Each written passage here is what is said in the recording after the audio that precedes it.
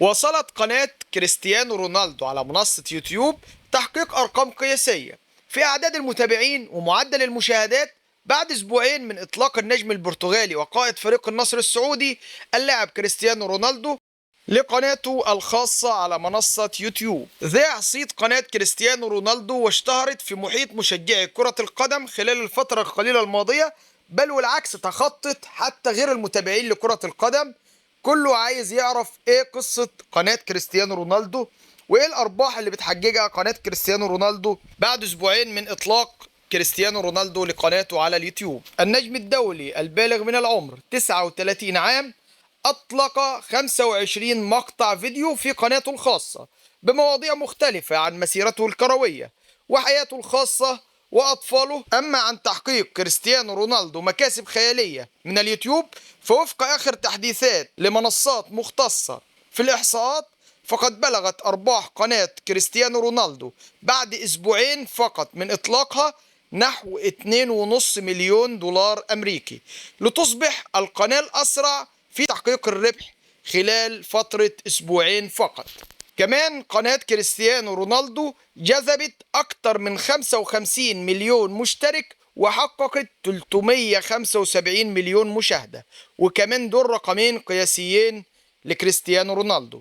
نجاح رونالدو في منصة يوتيوب في ظرف وجيز ما هو إلا ترجمة لنجاحات أعماله التجارية في العموم من مشروعات وشركات متنوعة، حيث أصبح صاروخ ماديرا قيمة تسويقية هائلة وعلامة تجارية من بين الأكبر في العالم. بخلاف قناة اليوتيوب لكريستيانو رونالدو، يعد رونالدو الرياضي الأكثر شهرة ومتابعة حول العالم، حيث يتابعه ما يناهز من 973 مليون شخص في منصاته المختلفة، منهم 638 مليون مشترك في الانستجرام، و170 مليون في فيسبوك، و122 في منصة إكس، ويستهدف الوصول للمليار في أقرب وقت، لا سيما بعد أن اشتهرت سمعته بين أوساط متابعي منصة يوتيوب في الفترة الأخيرة. يمضي النجم البرتغالي كريستيانو رونالدو موسمه الثالث تواليا بقميص فريق النصر، حيث وفد إليه شتاء عام 2023